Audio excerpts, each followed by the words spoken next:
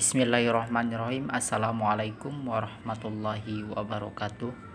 Nama saya Arwansah, NPM 1841030437. Di sini saya akan memaparkan hasil analisis tentang praktek murabahah pada bank syariah. Baiklah, memasuki materi yang pertama, kita kaji tentang biodata jurnal. Di situ ada nama jurnal yang saya analisis, ada 3. Yang pertama, evaluasi praktik murabahah pada perbankan syariah di Indonesia, sebuah analisis fikih. Yang kedua, pembiayaan murabahah pada perbankan syariah dalam perspektif hukum Islam. Dan yang ketiga, aplikasi murabahah pada perbankan syariah. Nah, selanjutnya setelah kita mengetahui tentang judul jurnal, di situ ada nama jurnal yang saya analisis, bisa dilihat sendiri di slide pertama ini, kedua. Selanjutnya, latar belakang perkembangan ekonomi Islam yang begitu pesat ikut membuat perbankan syariah semakin berkembang. Hal ini berdampak pada pemahaman masyarakat akan bunga dan modal yang hasilnya telah ditentukan di muka. Ada riba yang dilarang oleh syariat Islam. Atas dasar pemahaman ini, maka sejak tahun 1950 telah banyak para cendekiawan muslim dan teoritis ekonomi Islam yang menghendaki keberadaan bank yang terbebas dari bunga atau riba. Lembaga perbankan memiliki fungsi sebagai penghimpun dana dari masyarakat dan menyalurkan kembali dana tersebut kepada masyarakat melalui kredit usaha. Perbankan syariah yang dimaksud pembiayaan adalah penyediaan dana atau tagihan yang dipersamakan dengan itu berupa transaksi bagi hasil dalam bentuk mudharabah dan musyarakah, sewa menyewa dalam bentuk ijarah atau sewa beli dalam bentuk ijarah muntahiyah, bertimalik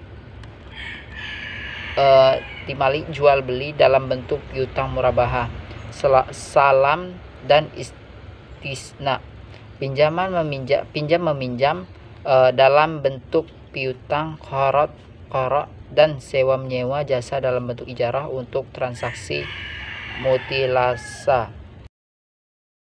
Selanjutnya, lanjutan dari latar belakang, yaitu pembiayaan syariah dituangkan dalam suatu perjanjian atau akad yang mempunyai peranan dalam pembiayaan yang menjadi dasar dalam aktivitas pembiayaan tersebut.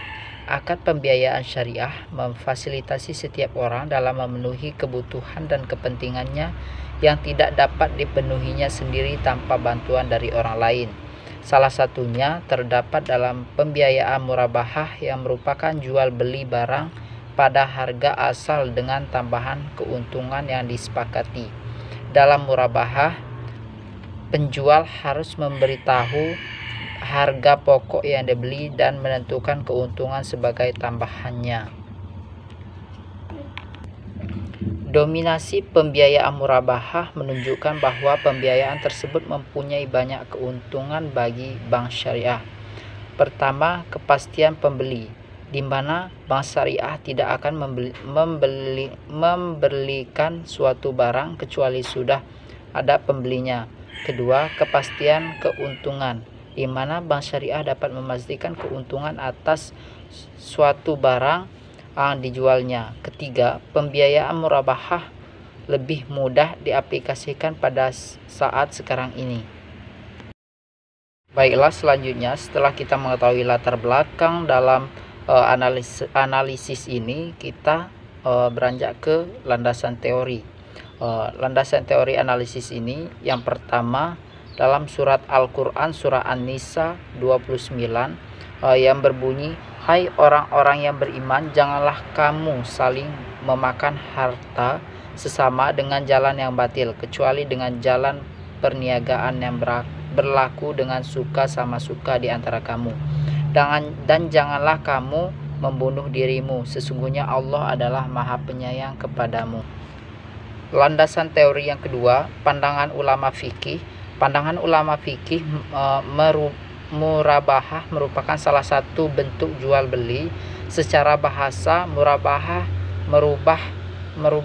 merupakan tambahan dalam perniagaan, sementara menurut istilah fikih fuqaha, Murabahah merupakan jual beli dengan harga awal beserta tambahan keuntungan yang diketahui. Al-Margiani mendefinisikan murabahah sebagai penjual barang apapun pada harga pembelian yang ditambah dengan jumlah yang tetap sebagai tetap.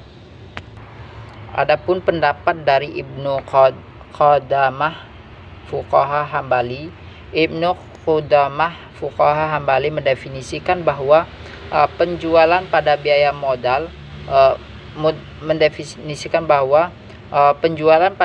modal ditambah dengan keuntungan yang diketahui. Pengetahuan atas biaya modal adalah persyaratan atasnya. Materi selanjutnya yaitu tentang pembahasan. Yang pertama, kita harus mengetahui tentang pengertian murabahah terlebih dahulu. Murabahah merupakan perjanjian jual beli antara bank dan nasabah. Bank syariah membeli barang yang diperlukan nasabah, kemudian menjualnya kepada nasabah yang bersangkutan sebesar harga perolehan ditambah dengan margin keuntungan yang disepakati antara bank syariah dan nasabah. Selanjutnya materi yang kedua, tentang pembahasan yang kedua yaitu murabahah pada bank syariah. Sebagaimana dijelaskan sebelumnya, murabahah mendominasi dalam produk perbankan syariah di Indonesia. Paling tidak ada 3 struktur murabahah yang bisa diterapkan dalam perbankan syariah. Yang pertama, bentuk perdagangan langsung dengan pengelola bank. Yang kedua, bank membeli dari pihak ketiga. Yang ketiga, murabahah melalui nasabah sebagai wakil. Namun, bentuk ketiga lah yang paling umum diterapkan di perbankan syariah di Indonesia. Struktur murabahah begitu populer pada perbankan syariah disebabkan oleh beberapa hal. Yang pertama, murabahah adalah suatu mekanisme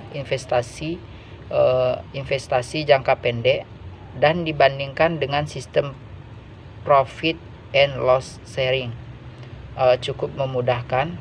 Yang kedua, markup dalam murabahah dapat ditetapkan sedemikian rupa sehingga memastikan bahwa bank dapat memperoleh keuntungan yang sebanding dengan keuntungan bank-bank berbasis bunga yang menjadi saingan bank-bank Islam.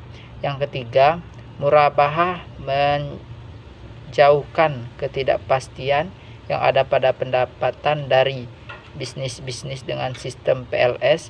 Dan yang keempat, murabahah tidak memungkinkan bank-bank Islam untuk mencampuri manajemen bisnis karena bank bukanlah mitra si nasabah. Yang ketiga yaitu pasti dalam praktek murabahah pasti ada penyimpangan sehingga praktek tersebut menjadi batil, bahkan berpotensi menjadi zalim. Adapun penyimpangan yang sering terjadi dalam praktek murabahah, yang pertama pelanggaran syarat milikiyah. Syarat kepemilikan merupakan hal yang mutlak dalam jual beli. Yang kedua, pelanggaran syarat rasul mal maklum. Pelanggaran jenis ini juga terjadi karena pada struktur murabahah dengan mewakilkan nasabah untuk membeli barang yang dipesan sebagaimana dibutuhkan sebelumnya. Syarat rasul mal atau modal dalam riba dalam keuntungan haruslah diketahui merupakan syarat khusus pada jual beli murabahah. Dan yang ketiga, penempatan akad yang tidak tepat murabahah merupakan salah satu dan bentuk jual beli, sehingga akad ini hanya berlaku pada praktek jual beli saja, namun terjadi penempatan akad murabahah pada transaksi yang salah. Materi yang keempat yaitu adapun isu terkait keberatan atas praktik akad murabahah pada bank syariah. Salah satunya dari cendekiawan muslim yang paling vokal mengkritik akad murabahah ini yaitu Abdul Said. Adapun kritikan dari beliau, yang pertama, perbandingan antara pembiayaan murabahah dan bunga tetap Said melihat ada dua hal yang menjadi perhatian ulama perbankan Islam dalam membedakan pembiayaan murabahah dan bunga. Yang kedua, kontrak murabahah bersifat formalitas.